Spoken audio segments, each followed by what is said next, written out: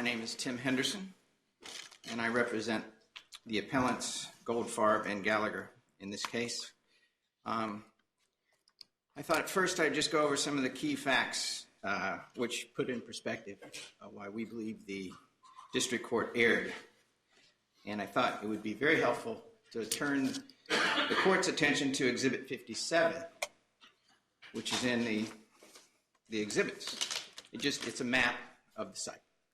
And it shows you where if you read the briefs, you'll read about the Russell Street properties, the Warner Street properties, and the waterfront properties. And the Russell Street and Warner Street are now a casino and a parking lot. The waterfront properties are still, they're a park. And the exhibit also shows the Gwynns Falls Trail, which is prominent in our pleadings as to what's been impacted. So I'll refer to the exhibit on and off. The purpose of our complaint, and I'm going to use some buzzwords, but we had a complaint under 42 USC 6972 A1B, and we alleged that, we sought the addressing, preventing, eliminating the continued imminent and substantial threat of endangerment to health and the environment from the solid and hazardous waste contaminants located in, on, and under the casino site, the waterfront parcels, and continuing to migrate to the middle branch of the Patapsco River. And Counsel, this is your time, and you can argue it as you want, but I think the court's familiar with the district court's decision, and what you need to do is tell us why it was wrong. Yes, Your Honor. One of the key reasons it's wrong, I just want to go through some basic, what I say are facts. That first, the appellants have stepped in the shoes of the EPA and MDE in enforcing the law. Secondly, the site is heavily contaminated. Third, Maryland chemical operations contributed for 50 years to these contaminants.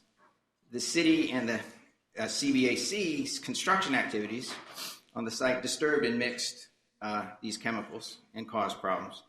The district court's decision to dismiss relied on documents that were outside the scope of the complaint to deny the appellants the opportunity to dispute or challenge them through discovery. We didn't have the opportunity.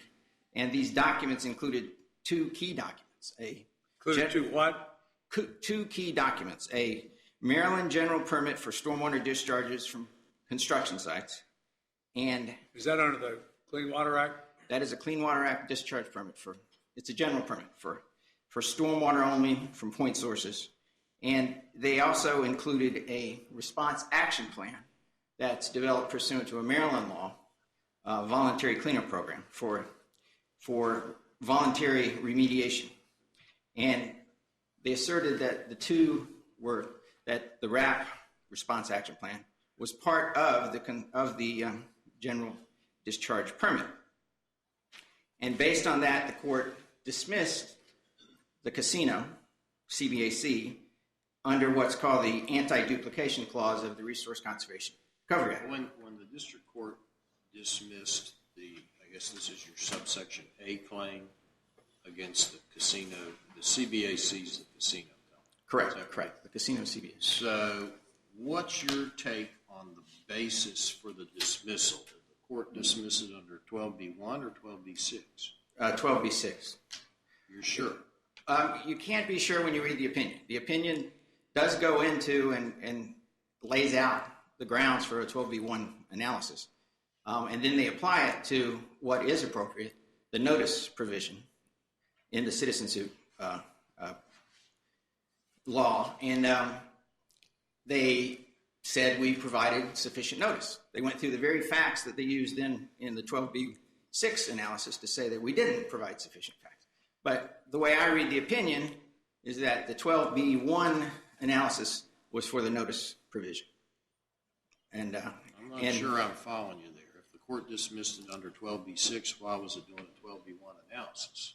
It had to do a 12B1 analysis to evaluate whether we had provided a sufficient notice before filing the complaint in court. And so if you look at the opinion, it presents 12b-1, it goes through standing, it goes through the notice provision, and then it concludes that the plaintiffs had sufficiently provided notice. So putting it aside, from my perspective... I don't want to belabor this, but I think it has some significance that the casino is dismissed before the district court gets to the part of its opinion that says it's considering 12b-6, which would seem to indicate it dismissed it on jurisdictional grounds under 12b-1. Maybe it didn't. That's why I asked the question. But that has some impact on whether or not the court is bound under Rule 12d in terms of conversion to summary judgment and what it can consider. Yes, Your Honor, I agree. So I guess my opinion is that it's ambiguous. You can't tell for sure. It's not stated explicitly. Even if Judge Bennett did apply 12b-1 analysis, we've in our reply explained why that was inappropriate and wrong, because the statute provides only two bases for a court to rule under 12b-1. The notice provision and the diligent prosecution provision in the RCRA, citizen suit provision of, and that's our position. That's what we've laid out. So you aren't arguing that the anti-duplication provision is jurisdictional, not jurisdictional? Not jurisdictional. It is not a jurisdictional. Anti-duplication is a directive to... What is it in the nature of it? Affirmative defense or something? It would be a defense, and what the defendant needs to show is what's inconsistent, where there's duplication.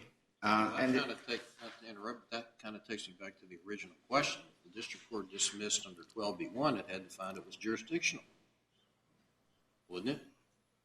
And I believe it did find it was well, if it ruled that it was not jurisdictional under the anti-duplication clause, because the anti-duplication clause isn't a basis for a jurisdiction. It's a defense. It's the burden is on the defendant to show there's inconsistency. The burden is on the defendant to show. I mean, if you look at the statute.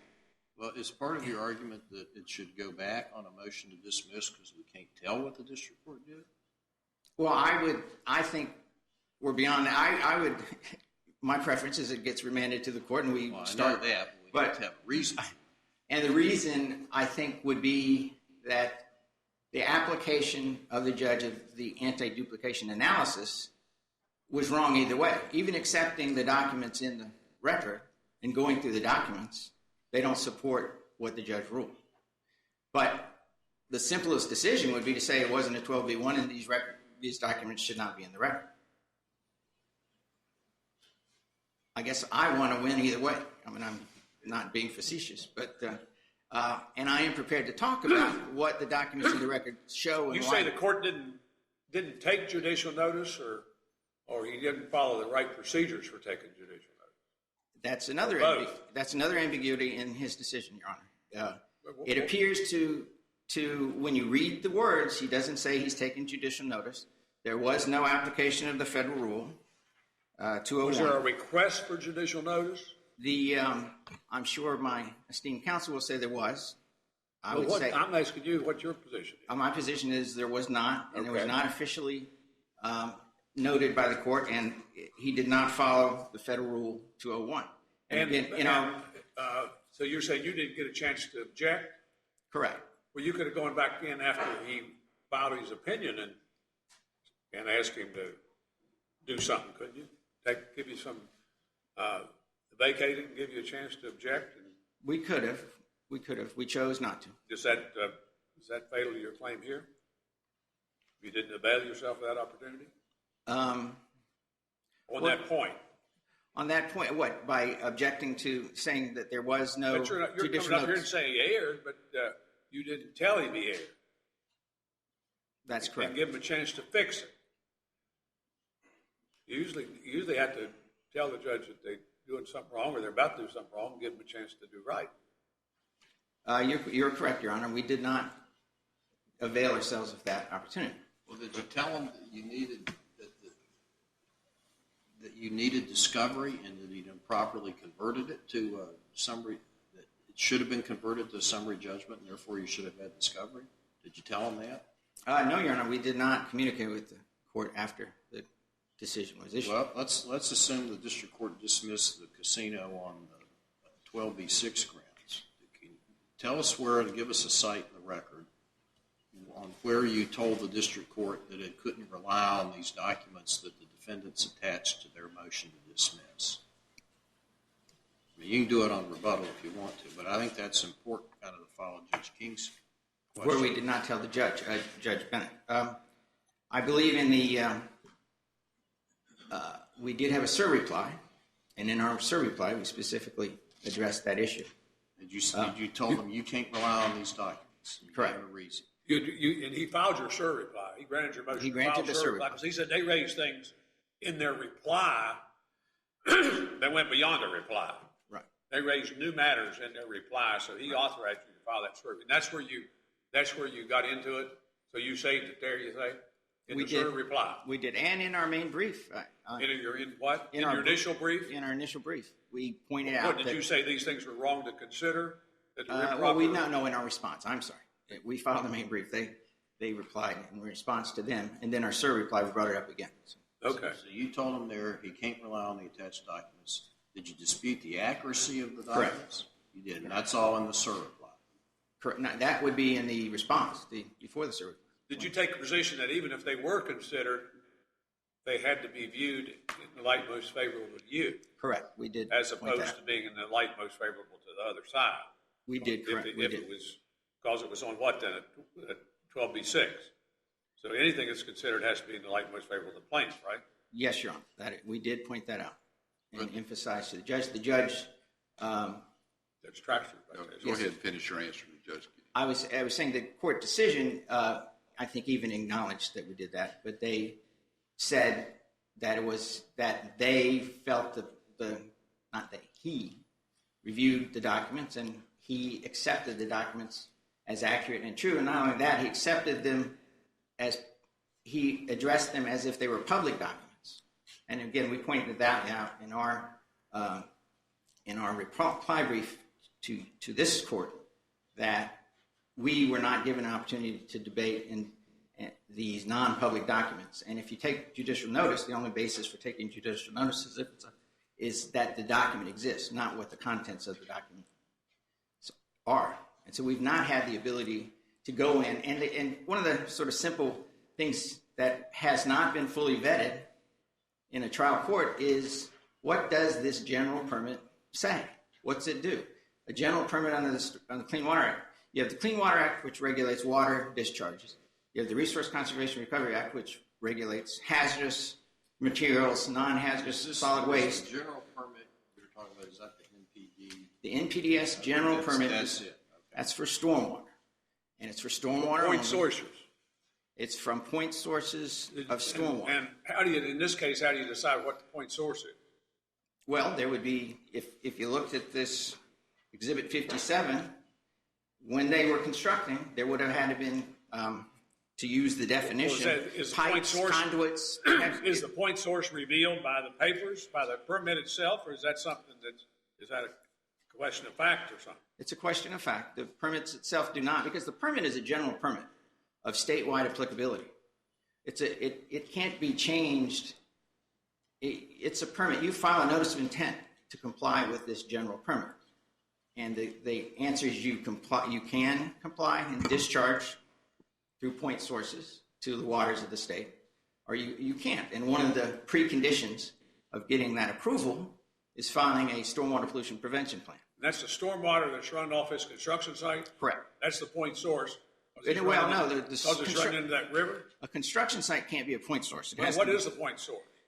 We don't know. Is that what you're saying? We don't know. I mean, this isn't our argument. We filed a RCRA, citizens. We didn't, and we think this general stormwater permit is a red herring.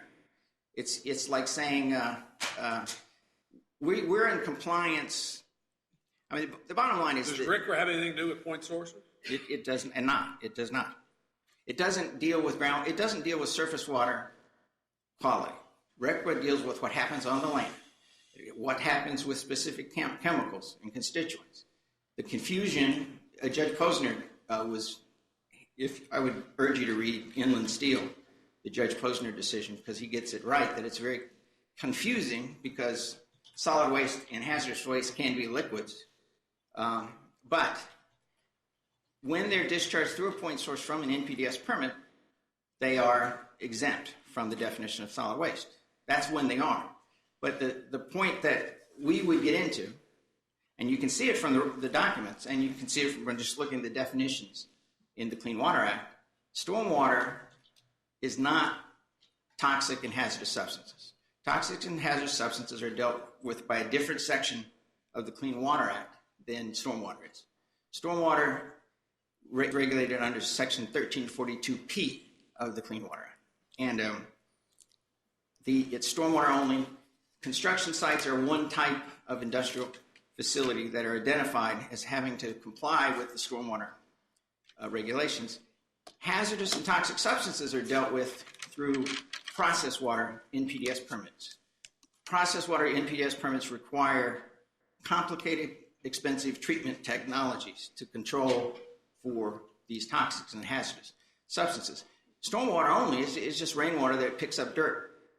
All that you have to do to comply with the stormwater permit is have best management practices. So this was a stormwater permit, is that what you're saying?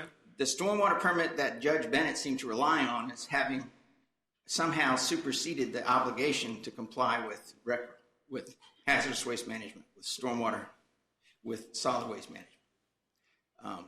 What kind of discovery did you want to do that you didn't get to do? Well, one, I might subpoena the Maryland Department of Environment and EPA to see if they agree that the general stormwater permits do supersede the obligation of industry to comply with the hazardous and solid waste laws.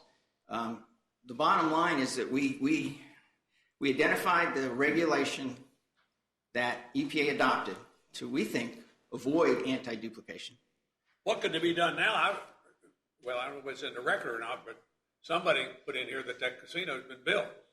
The casino's been built, but we're not trying to stop the casino. We're trying to. You're not trying to stop the casino. No, we never did. Well, Judge Bennett says you're trying to stop the casino. Who says that?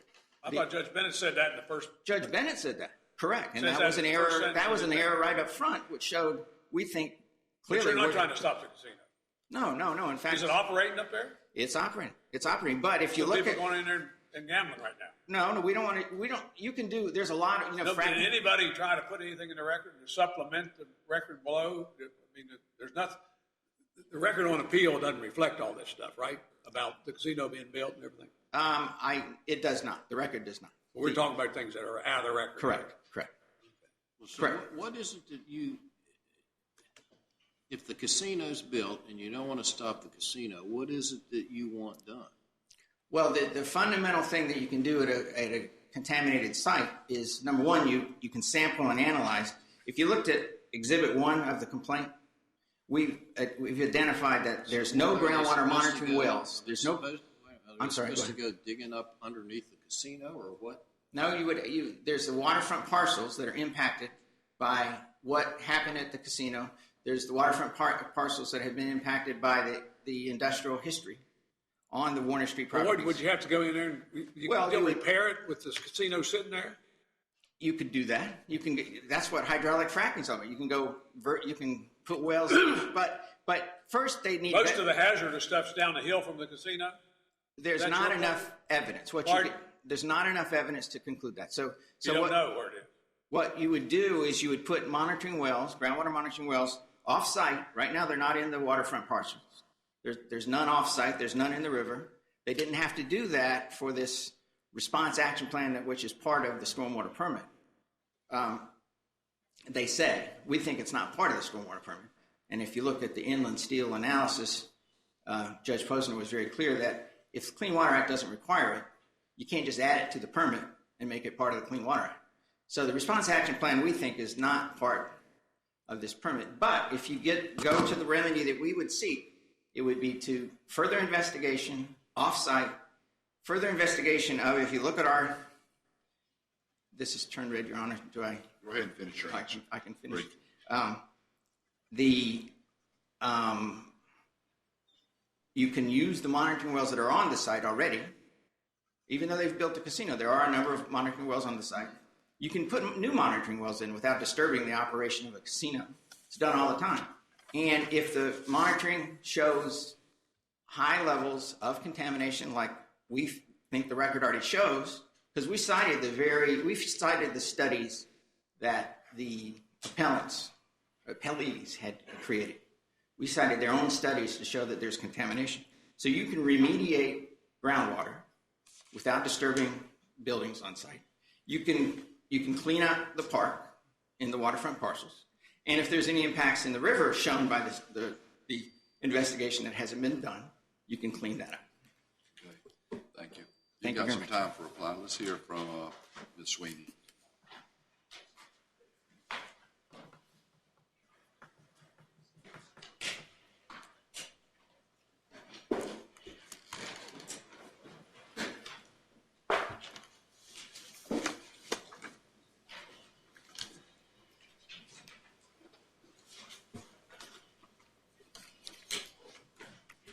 May it please the Court, I'm Rosamond Sweeney, counsel for CBAC Gaming and CBAC Borrowers. We ask that you affirm the dismissal of CBAC by the District Court. I'll briefly address the appellant's arguments on judicial notice, some of which they did waive for the purpose of appeal, and I'll then address why CBAC's activities were covered by its industrial discharge permit and why that permit bars a citizen suit under RCRA.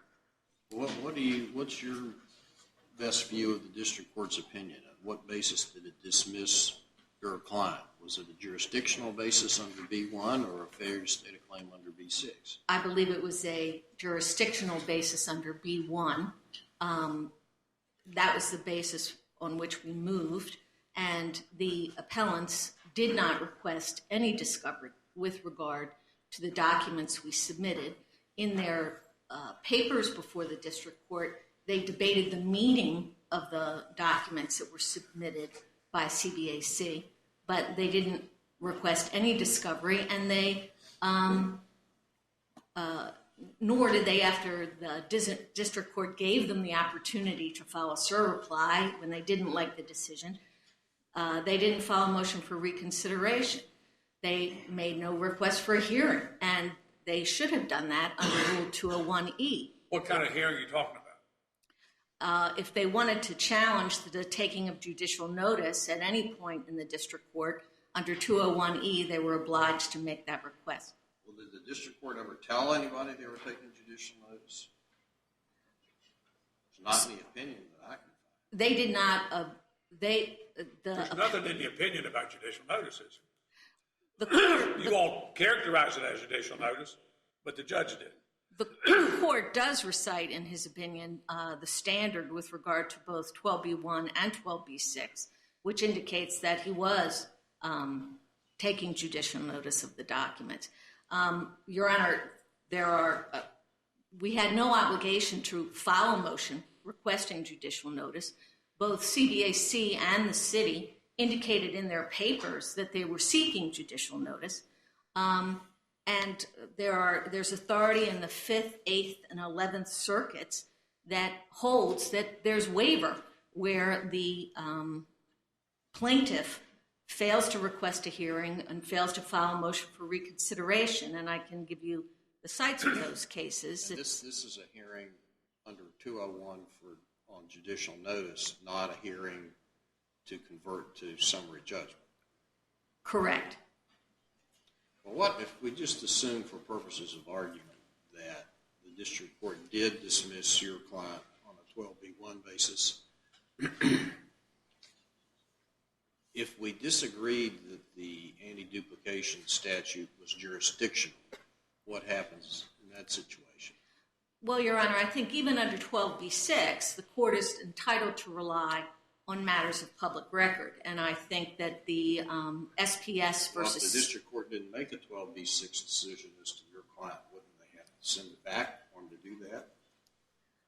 Well, the court could only have decided it as 12B1 or 12B6. So, I mean, those are our only But you two said he decided options. under 12B1, and if the anti-duplication thing is not jurisdictional, then that's an error to give you a dismissal for lack of jurisdiction on a ground that's not jurisdictional.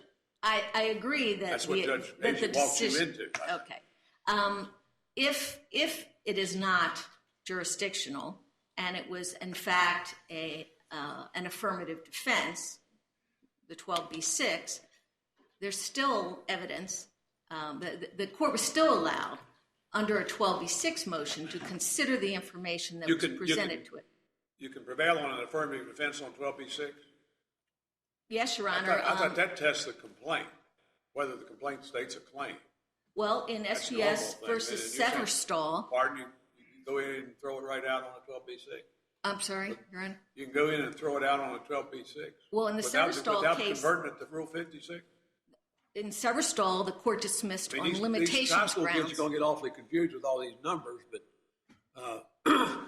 that's a pretty roundabout approach there. They got to. Well, Your Honor, isn't limitations decided on 12B6? Pardon, you win on 12B6 on an affirmative defense without converting it to summary judgment, without discovery. Yes, and in the Severstall case, the court decided multiple claims on a 12B6 motion using Court did, or the Court of the Appeals? district court, Your Honor. Judge Motz in Severstall versus SPS decided based on limitations using matters of public record, a consent decree, deeds, and an application for a voluntary cleanup for the voluntary cleanup program.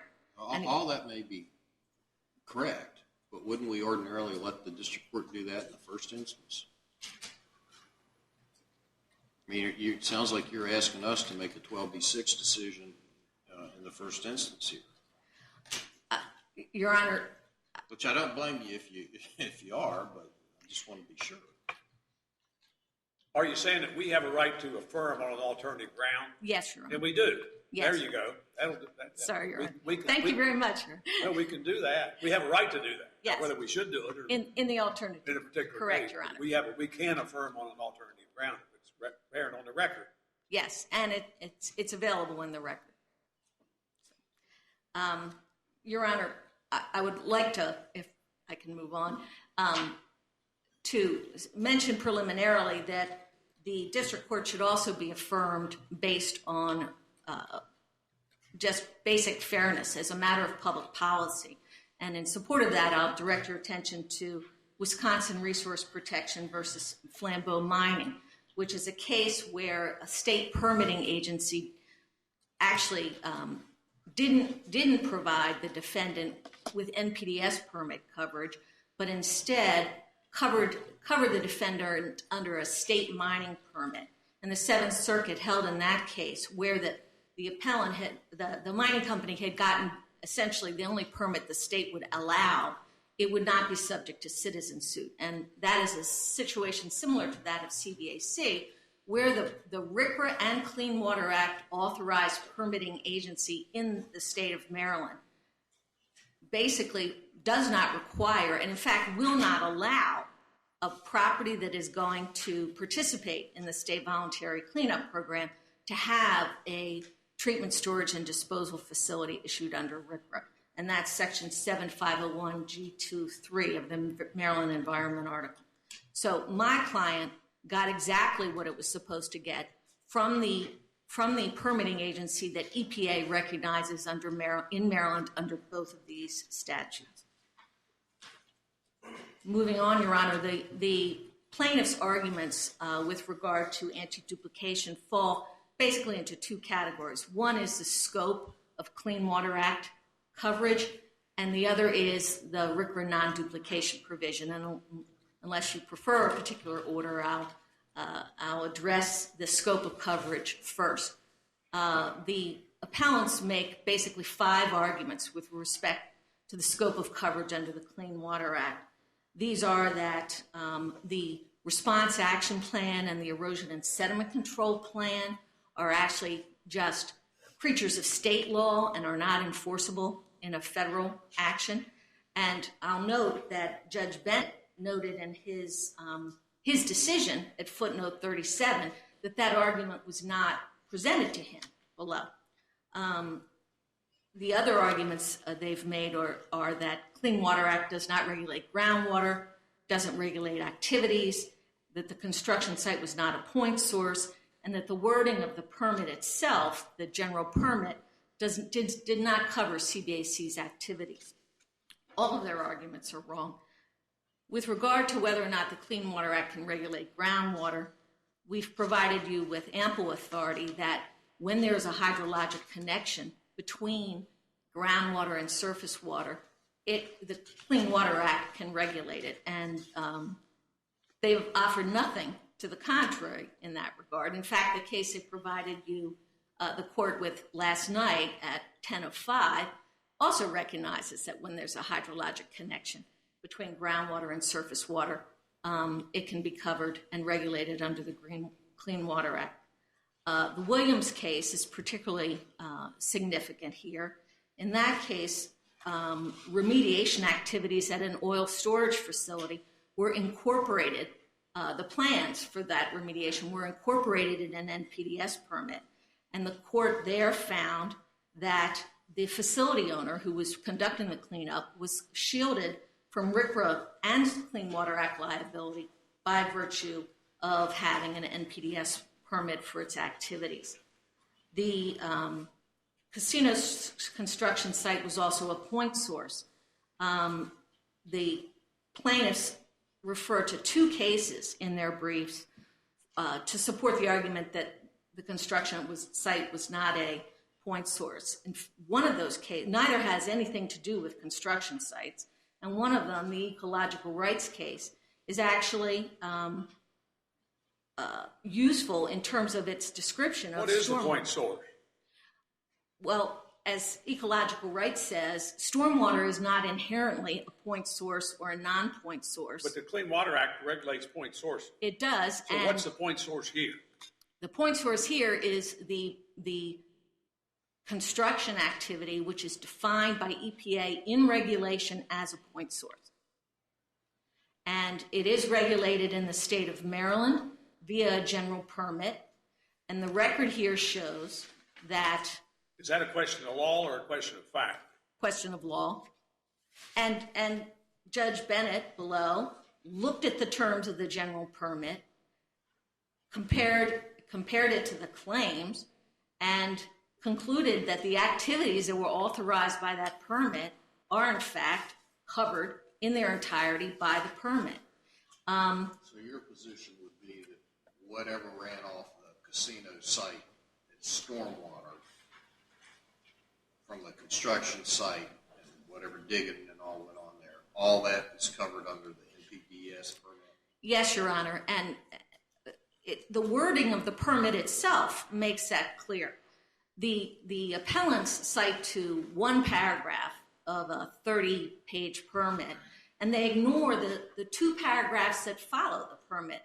They rely on Part 3A1 of the general permit to say, oh, the permit only authorizes stormwater discharges. But 3A2 and 3 also say, and anything that's authorized under the erosion and sediment control plans that are incorporated, that are required by this permit. And the plans are not only required by the permit, Roman numeral 6R,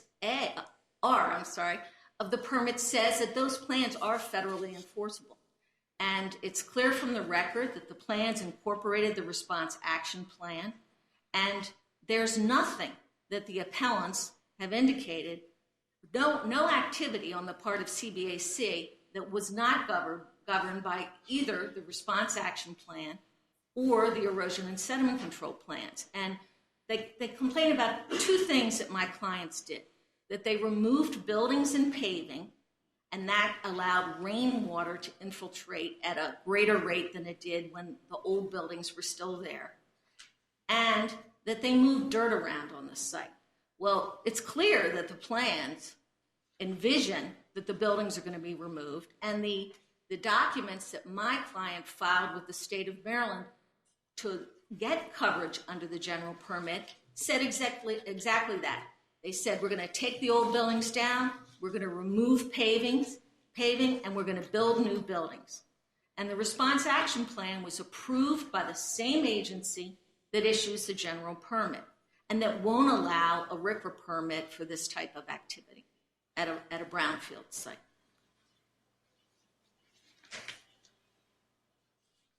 On whether That facility is entirely completed?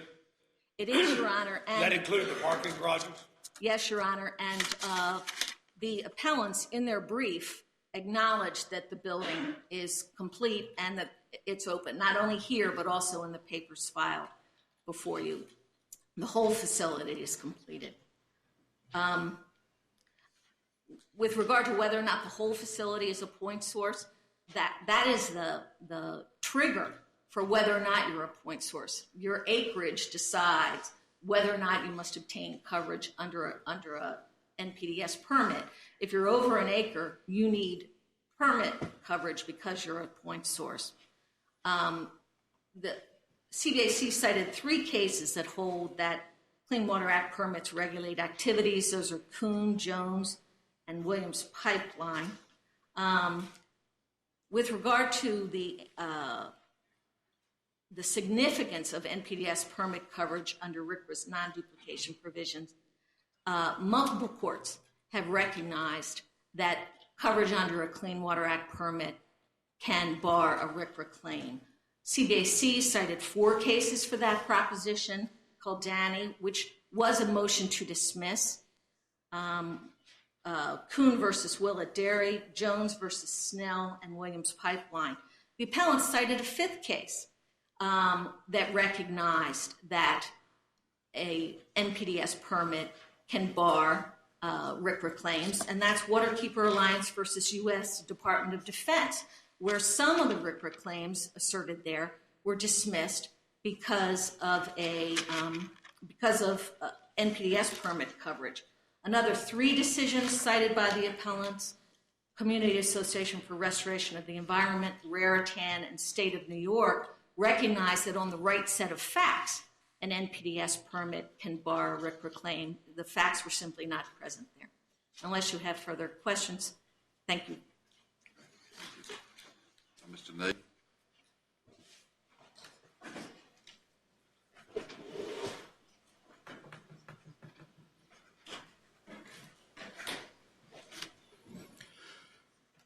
Good morning, Your Honors. Thank you. May it please the Court, I'm Matthew Naden, representing the Mayor and City Council of Baltimore and the Baltimore Development Corporation. With your permission, I'll refer to them collectively as the City or Baltimore City. The issue with regard to the City in this case is whether or not the appellants alleged a claim which could survive plausibly against the City under 2 sections of the RCRA statute. In order to understand why their allegations, while in some instances specific, in other instances very vague, could not plausibly succeed on any set of facts, it's important to look at their whole complaint. The first 50 or so paragraph allegations basically lay out the history. Paragraph 48 makes it very clear that over more than a century, these properties had been used for industrial purposes, and that, according to the appellants, many, many pollutants had been injected or dumped into these sites, and in paragraphs 50 to 56, they make it clear that by the late 1990s, 2000, tests had been done, making it clear that those contaminants were migrating across the peninsula into the waterfront. The allegations against the City by the appellants are quite narrow. A few activities alleged in paragraphs 91 through 93 of the complaint that the City gained ownership of the majority of these properties around 2008. Concurrently, it was How applying. much y'all owned, about 15 acres? I'm sorry, Your Honor. You all owned about 15 acres or something? I think that's about right, including the waterfront parcels. And it was polluted. Yes, and that's not disputed. That's established. I mean, we have to accept that for purposes of this proceeding. Right. It's a contaminated site, correct? Correct. The city wants to get it all cleaned up. The city may very well have that interest, and the process that took place for establishing this casino and the voluntary cleanup program those sites were entered into, and the agreements with the state and the oversight of the state are part of the process of cleaning up the sites generally and the peninsula generally. Why don't you tell us why the plaintiff's complaint doesn't contain sufficient allegations of liability either under subsection A or B? So the only allegations with regard to the city are that it took, in 2009, it took limited actions to remove a couple of potential sources of contaminants. According to the allegations, remove a underground storage tank and some soil connected with some contaminated groundwater pits, all of which had been left behind by the previous industrial owners. Well, didn't they allege that your actions had exposed contaminants in and under the casino site and waterfront parcels to increased infiltration of rainwater? They made a general allegation that the activities of all the defendants had done that, or at least of the CBAC in constructing the casino and the city's actions combined had some general effect to that extent. All right, why is that not enough? Well, the specific allegations were that the only activities that the city took were to remove potential sources of contaminants, and there's no logic to the concept that by removing in that limited way a few potential sources of contamination, you've somehow contributed to a contamination which is overwhelming. But isn't that the kind of subject that's typically resolved through factual determination? Not in this instance, especially since a few years after Is it joint and several liability? That has not been asserted or argued by the plaintiffs. So at the moment, no. But is the deficiency in pleading, as you see it, is that both subsection A and subsection B? Yes, it does. It goes to subsection A because their only allegation of a violation of a RCRA rule or regulation or requirement is that the city was maintaining a treatment, storage, or disposal facility without a permit, and this site has never been such a facility, and they cite no authority for that proposition. Furthermore, as you've been discussing, the casino has been completely built, so it's certainly not such a facility today, and there's no continuing violation under subpart A.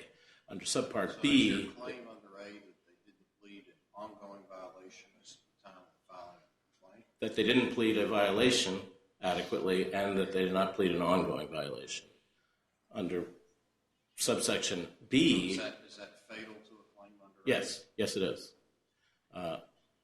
So for B purposes, they've pled something happened in the past. Why is that sufficient? The case law indicates it's not, but moreover, it's also important to realize that those limited remedial activities that the city took in 2009 were completely superseded. Now, how's that established in the record, what they did in 2009? That's in there. Judge Staxler read the allegation of the complaint, which we have to take as true, says the defendants did this stuff. Right, and if the allegation is that the only thing... The defendants. It didn't limit it. It said the defendants. The allegation that the plaintiffs made against the city was that the city removed underground, moved some soil, which the case law makes clear is not enough, in order to remove an underground storage tank, which is not a positive contribution to In the context of this case, pollutants. how would you determine it's not enough and not a positive contribution without having discovery and expert witnesses and everything, and figuring all that out? Because How removal would you of figure that out on the face of a complaint? because when the allegation is that you remove pollutants, the conclusion can never be that you've added And pollutants. you stirred up some more of it. Well, that part is the case law does not acknowledge. The case law rejects the theory that moving some dirt around under a voluntary cleanup program is sufficient to make a subpart B argument. But in addition, all of the limited remedial activities of the city were completely superseded by the construction of the casino, which dug 60 feet underground and removed all of that material and created a building in the few spots that the city Can you come to that remediated. conclusion on a motion to dismiss, just on the pleadings? Yes, of course you can, if the logic is obvious. These plaintiffs were facing an unsurmountable hurdle to try to saddle the city with the responsibility for remediating the 100 years of pollution, and they could only come up with these couple of remedial activities that the city engaged in 2009. There is no rational way that you could come to the conclusion that that contributed to today a current substantial and imminent endangerment of health and environment. There is no possible way that you could come to that conclusion under any set of facts. Without any evidence.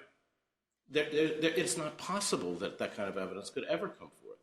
You could never prove that. And it's not logical. It makes no sense. And that's why they had an insurmountable hurdle, and that's why you're not hearing much about the city. We're very much like... Mr. Nay, you're out. I'm sorry. To cut you off, but you're out of time. We need to hear from Mr. Walsh. Thank you for your argument. Thank you.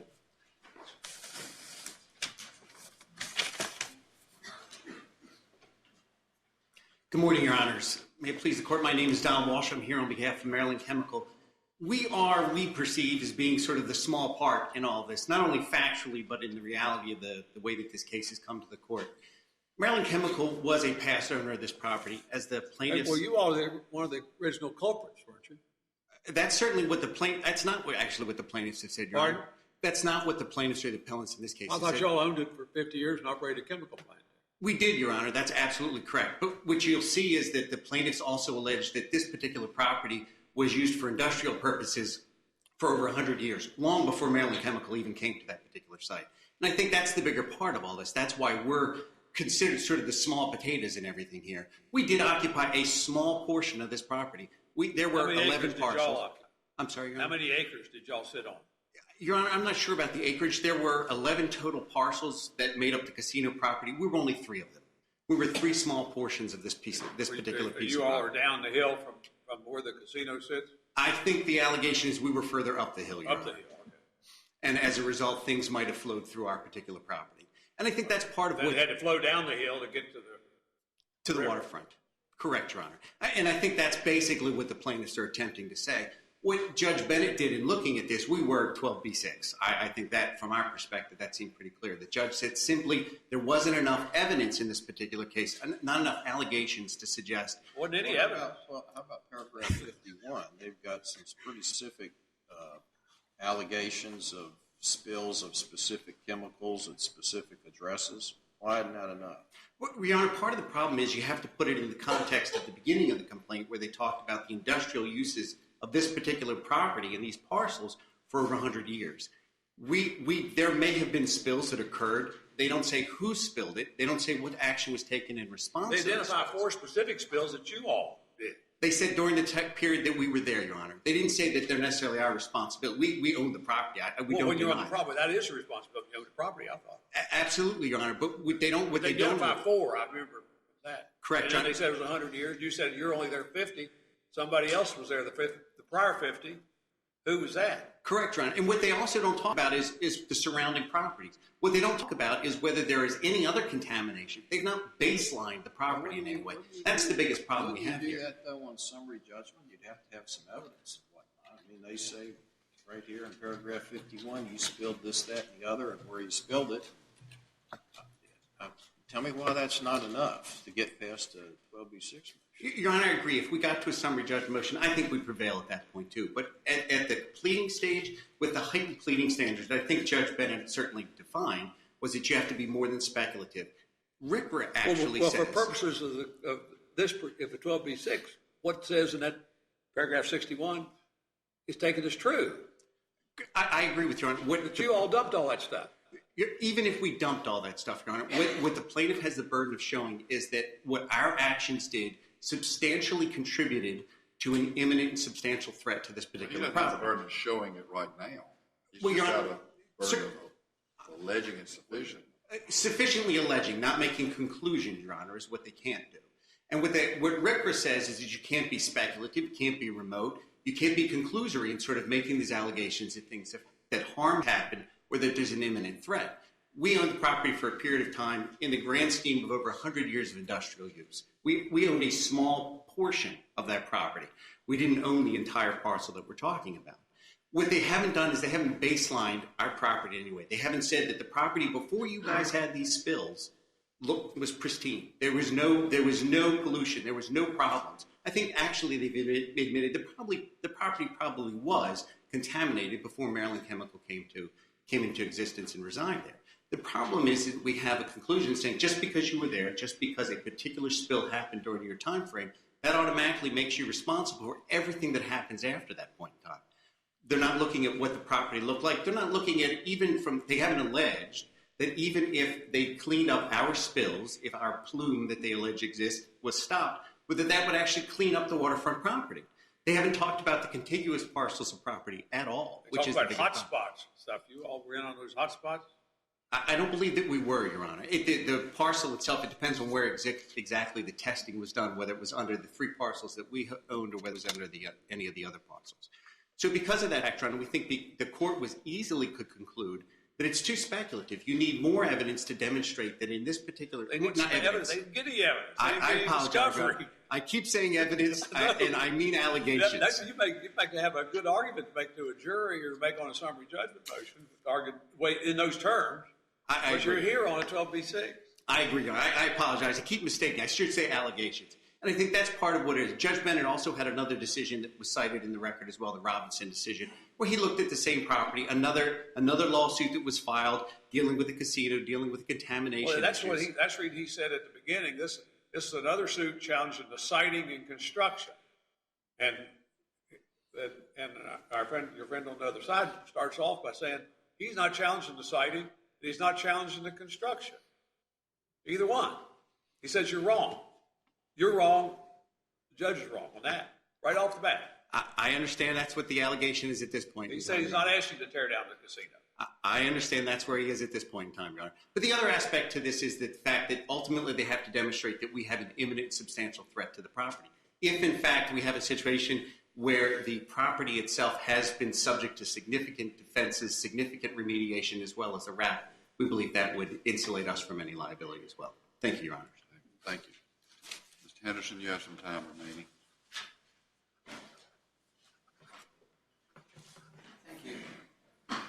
May it please the court, I think one common theme among all 3 of my esteemed counsel is that there's a lot of disputes of fact in this case.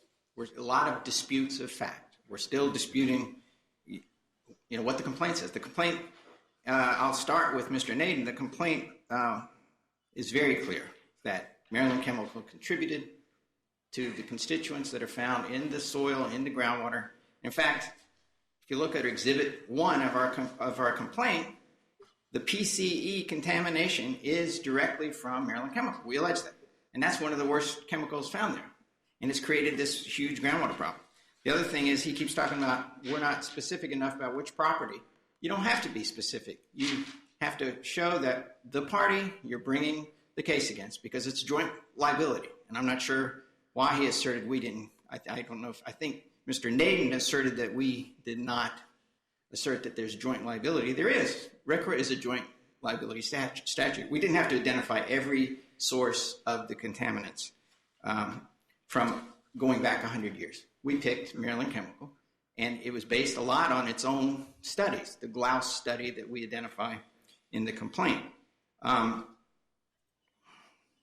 I do want to address the brief recitation of cases by Ms. Sweeney on behalf of CBAC.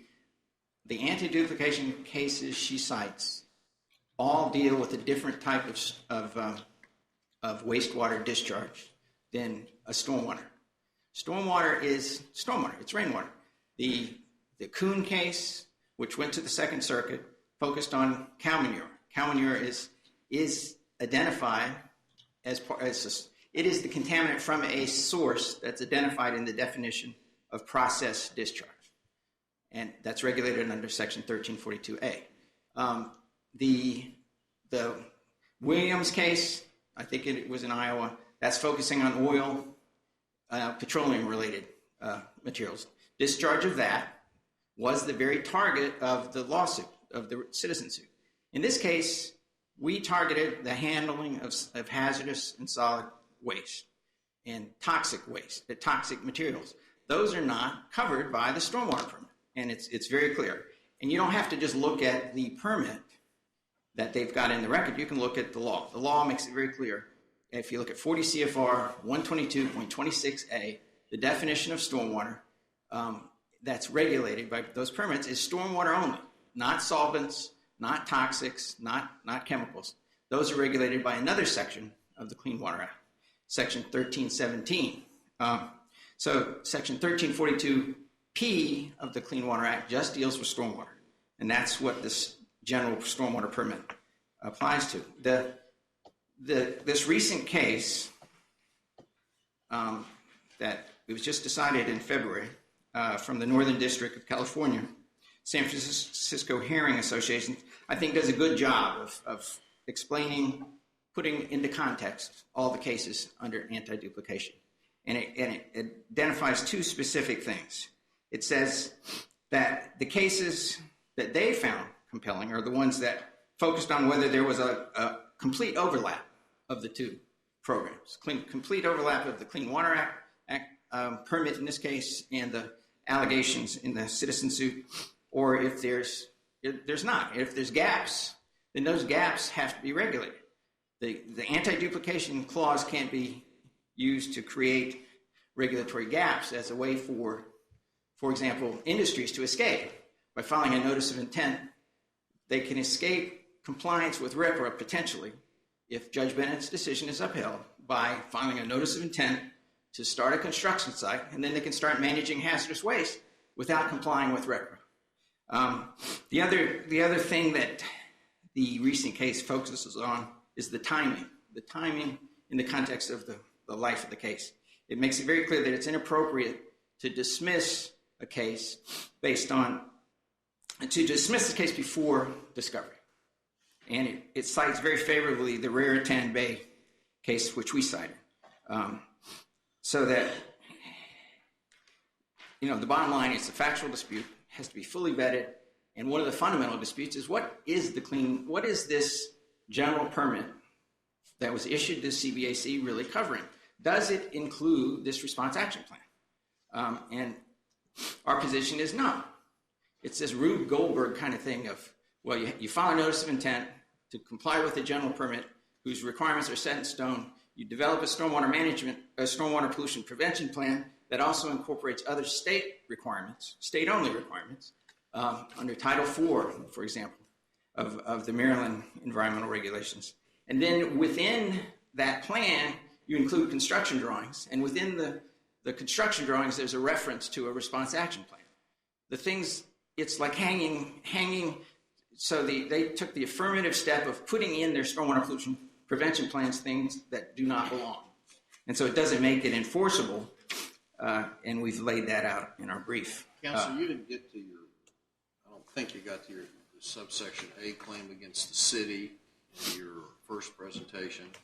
As I understand their argument, they say that the pleading is defective because you were required to plead an ongoing violation as of the time you filed the complaint. Yes, and Judge Bennett. Where is that in your complaint? Yes, Your Honor. Well, Judge Bennett focused just on the paragraphs 90. I asked you about the ongoing violation. And the ongoing violations are both Once you, it was the. I think it was stated by counsel that all we alleged was the removal. Counsel, can you tell us? We did not allege just the removal. We alleged that the removal caused releases, and that releases haven't been remedied. And that would have been not just in paragraphs 90 to 91. It would have been all the paragraphs where we alleged the construction of the casino being the source of generation, disposal, treatment of hazardous waste without a permit and in violation of RECRA. That is attributed to the city as well because they own the property. It's a joint liability obligation to get permits and to comply with RECRA. So the judge, by allowing for the anti-duplication All right, so ruling, those were all. Hold up. He ignored all those. Wait a minute. I'm sorry.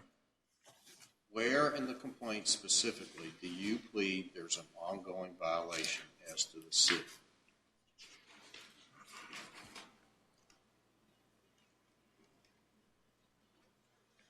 I mean, if you can't find it right now, you can write the court a letter and tell us what paragraph you say that is.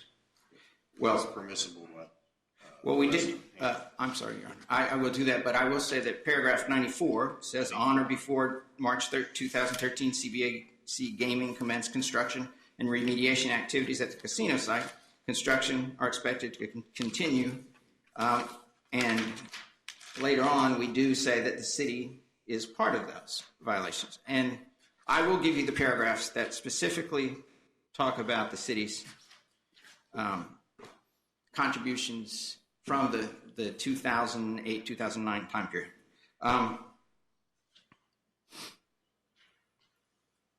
I did want to also address the fact that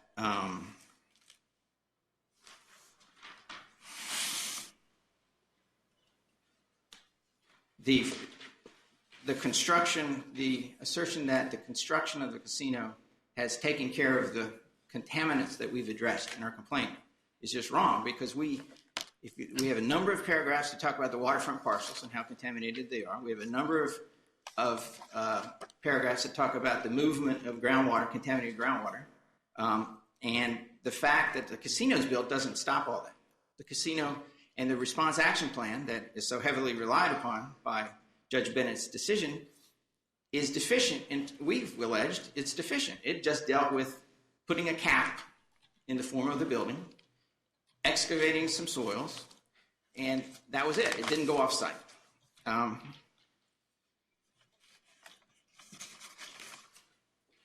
running out of time here, but as far as judicial notice, I stand by what our reply brief says. There was none taken and given on these documents, and